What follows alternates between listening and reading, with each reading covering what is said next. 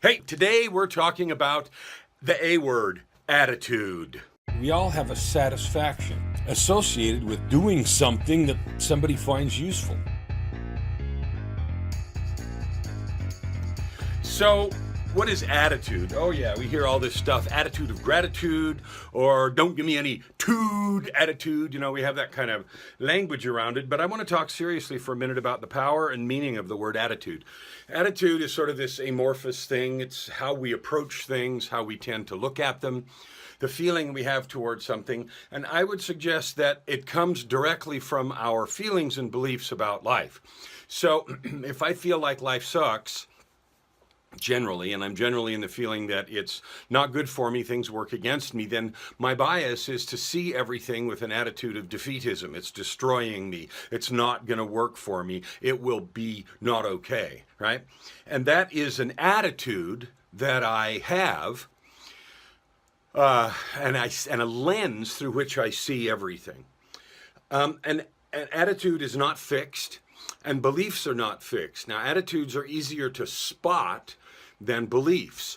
So if I have an attitude and I find myself feeling negative, like I'm sure you've known someone like this, but I knew a lady who I really liked her. She was a nice lady and she was a smart lady, but she had an attitude that was negative. Like almost everything she had a negative lens about almost everything, complaining. There was always something wrong with stuff.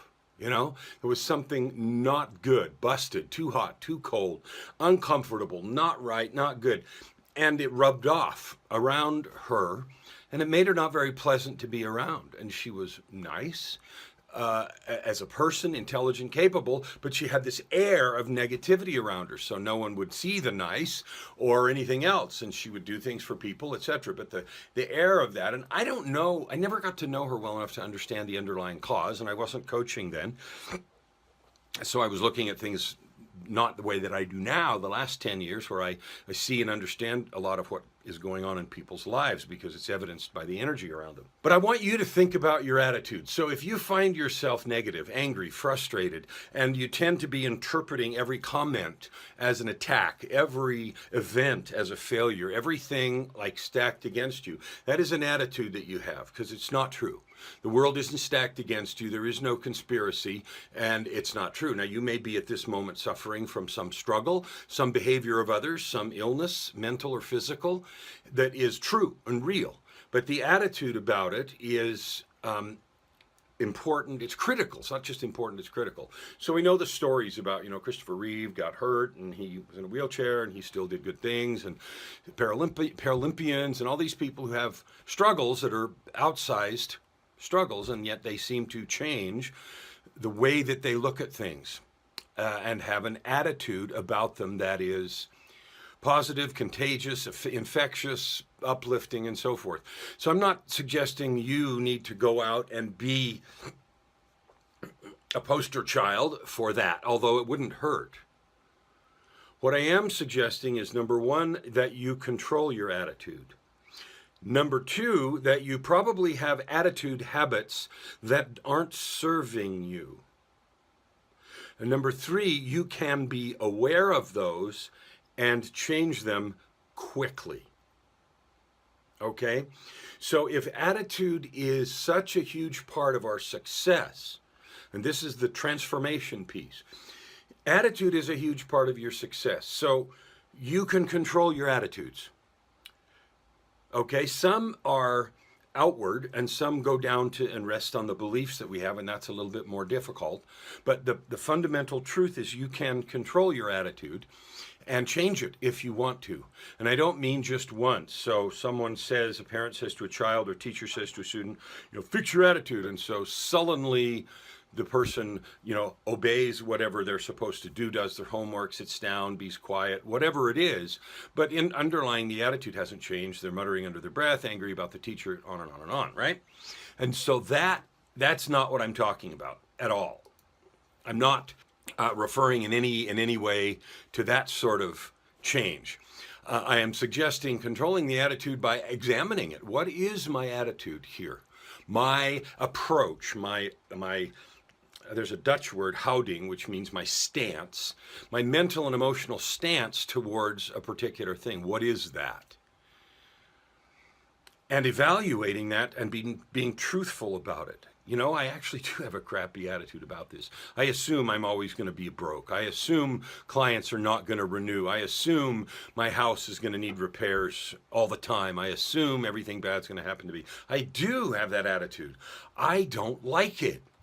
And identifying that attitude is key. What is my attitude about any given thing? And if you find yourself struggling, struggling about anything, and in my case, with the depression piece, I struggled both knowingly and unknowingly against the I'm not good enough story.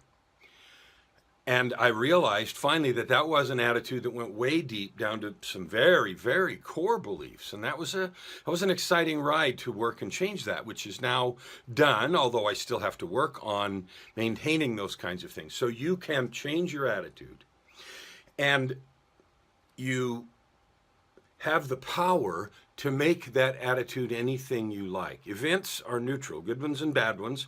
The story is the key. So if you discover an attitude, identify an attitude you have about a given situation, and I'm not talking about your attitude towards your whole life, that would be a big one, but just about certain things or certain people. Looking at that attitude that you have and then deciding what you'd like it to be. So drop the how. If I could have any attitude toward this person or this situation, what would I like my attitude to be? What would I want? If I was the person I want to be, what would my attitude be? How would I feel about that? And then ask yourself some simple questions. What would a person with that attitude, the one I want, what would they do? How would they talk? What would they think about each circumstance? And make some conscious choices and decisions about that. And in that process, one step at a time, it doesn't flip a switch, but you didn't get the attitude you have right now overnight. So if you don't like some of the attitudes you have, pick one thing and work on it. And the work is identifying it, choosing what you'd like the attitude toward that situation, person, or thing to be, and then asking yourself, what would a person with that adjusted attitude say, do, or feel? What can I do to say, do, or feel that way? How can I take a different view? What else could I think about this situation or person? That is the first step. Now, this could be really long, and I'm not going to do that. But attitude is a key determinant of my success and yours. Thanks for watching. Be sure and subscribe, leave a comment, share, do all those good social things. Thanks, and I'll see you next time.